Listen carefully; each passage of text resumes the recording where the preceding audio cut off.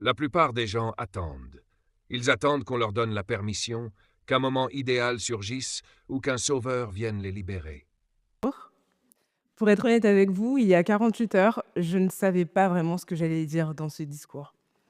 J'arrêtais pas de me poser des questions, de me dire: «Est-ce que je vais être assez bien? Est-ce que je vais échouer? Est-ce que je suis légitime pour faire ce talk?» Vous l'aurez compris, je suis ce qu'on appelle une overthinker. Je me remets tout le temps en question et j'ai toujours besoin que tout soit parfait avant de me lancer. Alors, s'il vous plaît, s'il y a d'autres personnes dans la salle qui sont un petit peu comme moi, levez la main, comme ça je me sentirai un peu moins seule. OK?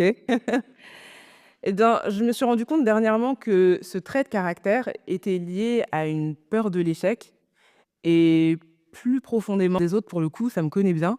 Pour ceux qui ne me connaissent pas, je m'appelle Sally, je suis créatrice de contenu depuis 4-5 ans maintenant. Je fais du contenu. La première règle, c'est arrêter d'être la marionnette de l'opinion des autres. Avant chaque geste, chaque décision que vous faites, vous vous demandez d'abord qu'est-ce que les autres vont penser de moi. Vous êtes finalement comme une marionnette tirée par les fils de l'opinion des autres. S'ils me disent de faire A, je fais A. S'ils me disent de faire B, je fais B. Combien d'entre nous ont fait des études, ont même un métier qui ne correspondait pas à ce qu'ils voulaient à la base? Mais c'était ce que leurs parents voulaient, c'était ce que la société voulait. Combien d'entre nous n'ont pas réussi à être eux-mêmes avec leurs amis par peur d'être rejetés, par peur de ne pas se sentir à leur place? Je vous ai dit, il n'y a rien de plus libérateur de devenir celle ou celui que vous avez toujours voulu être. Et surtout de voir les gens vous apprécier pour qui vous êtes et pas pour le rôle que vous êtes donné pour leur plaire. Alors coupez les fils et arrêtez d'être la marionnette de l'opinion des gens. La deuxième règle, c'est de ressusciter votre enfant intérieur. Parce qu'on est tous coupables ici d'un crime. On a tous tué notre enfant intérieur. C'est un peu la construction sociale de devenir un adulte. Il faut arrêter de rêver comme un enfant. C'est la pire des choses à faire. Vous savez pourquoi? Parce que l'enfant que vous étiez était la version la plus pure de vous-même, celle qui n'avait pas encore absorbé les insécurités et les peurs des autres. Je vais vous raconter une scène que vous avez tous vue au moins une fois dans votre vie. Vous voyez un enfant tomber et il va d'abord regarder la réaction de ses parents avant de savoir s'il va pleurer ou non. Si ses parents sont effrayés, lui aussi va pleurer. Mais si ses parents ne réagissent pas, il se relève et se remet à marcher, parce qu'il n'avait jamais eu mal. J'ai besoin que vous retrouviez cet enfant intérieur qui était là avant les traumas, avant les déceptions, avant les échecs. C'est la version de vous-même qui vous connaît le mieux. C'est ce que les enfants disent beaucoup d'ailleurs. Rien n'est impossible. Le proverbe est donc vrai. La vérité sort toujours de la bouche des enfants. La troisième règle, et là c'est plutôt un exercice pratique, c'est d'entraîner votre esprit à ne pas être un frein, mais plutôt une impulsion. J'ai un chiffre très intéressant. Est-ce que vous saviez que chaque jour, vous produisez environ 60 000 pensées? Et j'ai un autre chiffre encore plus intéressant. 90% de ces pensées sont les mêmes que vous aviez la veille. Vos pensées deviennent donc des croyances. C'est un fait. Si tous les jours, vous pensez positivement, en vous disant «je suis capable de le faire, je suis capable d'y arriver», eh bien, vous allez y penser le lendemain, le surlendemain, des mois plus tard, et en fait, ça va devenir une croyance. Vous croirez en vous. Si, à l'inverse, vous avez toujours des pensées négatives, «je ne le peux pas, ce n'est pas pour moi, impossible», c'est pareil, vous allez commencer par y croire aussi. La quatrième règle, alors là, c'est d'apprendre à respirer et de se dire «prends ton temps, mon monde m'attend». Je sais qu'on vit dans une génération, dans un monde où on est toujours dans la productivité, dans le fait de tout faire très vite. Et en réalité, si on est honnête tous ensemble, même les théories du développement personnel sont devenues des injonctions à la productivité. Devenez la meilleure version de vous-même tout de suite. Voici les 2, 3 étapes pour devenir la meilleure personne tout de suite. Prenons notre temps. Le temps est un luxe qui nous permet en réalité de nous développer et d'évoluer. L'évolution a besoin de temps. C'est impossible d'évoluer là tout de suite en 2 secondes. Alors je vous le dis encore une fois, c'est OK si vous avez mis 10 ans à savoir quel était le métier de vos rêves. C'est OK si vous avez mis 5 ans à vous rendre compte que vous étiez dans une relation toxique et qu'il était temps de la quitter. C'est OK si vous ne savez pas encore ce que vous voulez faire de votre vie. C'est OK si vous changez d'avis.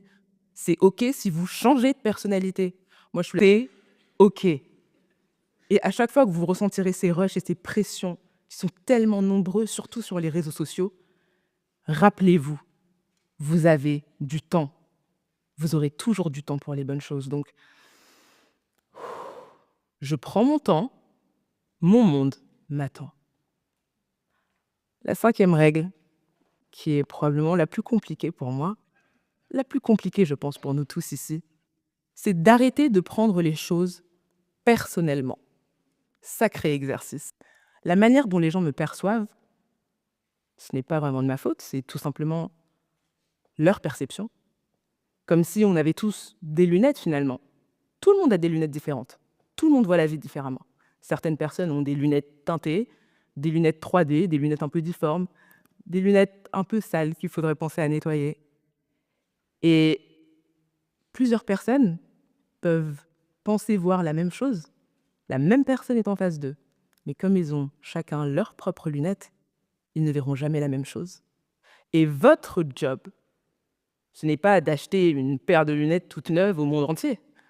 Votre job, c'est d'être vous-même et de vous entourer des personnes qui ont les bonnes lunettes pour vous voir clairement comme vous êtes, comme je vous vois aujourd'hui clairement devant moi. Et la dernière règle, finalement, c'est la règle que Denzel Washington m'a enseignée. Honnêteté et gratitude. Il y avait une phrase que mon père me disait depuis toujours toute petite. Tu es responsable de 50% minimum de ce qui t'arrive dans ta vie, positivement et négativement. Quand c'est négatif, il faut savoir faire preuve d'honnêteté avec soi-même. Oui, là, j'étais mal organisée. Oui, là, c'est vrai, je suis arrivée en retard, j'aurais dû me lever plus tôt. Oui, là, c'est vrai, j'ai pas assez travaillé sur ce devoir. Je ferai mieux la prochaine fois. Mais quand vous faites quelque chose de positif, s'il vous plaît, pensez à vous remercier. Pensez à faire preuve de reconnaissance envers vous-même. Pensez à vous faire cette petite tape sur l'épaule. Pensez à vous féliciter. Pensez à vous offrir vos propres fleurs. Vous savez, c'est un ami qui me disait ça. Avec nous-mêmes, on est un petit peu dur. Vous savez, comme quand 99 prières ont été exaucées, mais le 100e vœu, il n'a pas été réalisé. On n'arrête pas d'y penser et de le ressasser. Arrêtez de faire la même chose pour vous-même. Ok, il y aura la 100e fois où vous allez peut-être vous rater, mais pensez aux 99e fois où vous avez juste été excellent, où vous aviez vraiment passé le test. Faites preuve de reconnaissance envers vous-même. Faites preuve de gratitude envers vous-même. Soyez heureux de chaque opportunité que vous avez et soyez fiers du fait que vous soyez battu pour. C'est ce que j'essaye de faire au quotidien. C'est ce que j'ai fait finalement en venant ici. Et d'ailleurs, je vous ai montré en live comment est-ce que j'utilise ces 6 règles au quotidien. En ayant assez confiance en moi pour venir devant vous. En écoutant mon enfant intérieur qui aurait adoré être là. En ayant entraîné mon esprit, en me disant que je pouvais le faire. En ayant refusé d'être la marionnette des gens qui auraient pu me dire « t'es pas légitime ». En ayant pris mon temps, en ayant été reconnaissante et honnête avec vous ce soir. Et je vous le promets, en évitant de prendre les critiques s'il y en a de manière personnelle. J'ai été honnête avec vous et maintenant, pour terminer ce talk, j'aimerais que vous soyez honnête avec vous-même. Je vais vous demander de tous fermer les yeux maintenant et de vous imaginer en train de réaliser tous ces rêves que vous avez mis de côté parce que vous ne vous sentiez pas capable, parce que vous avez l'impression que ce n'est pas le bon moment. Toutes ces passions que vous avez abandonnées, j'ai envie que vous soyez en train de vous visualiser, en train de les vivre, en train d'y aller à fond. Et maintenant, je vais vous demander d'ouvrir les yeux.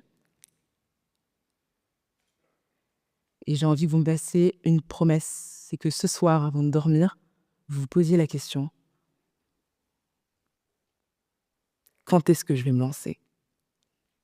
Merci à tous.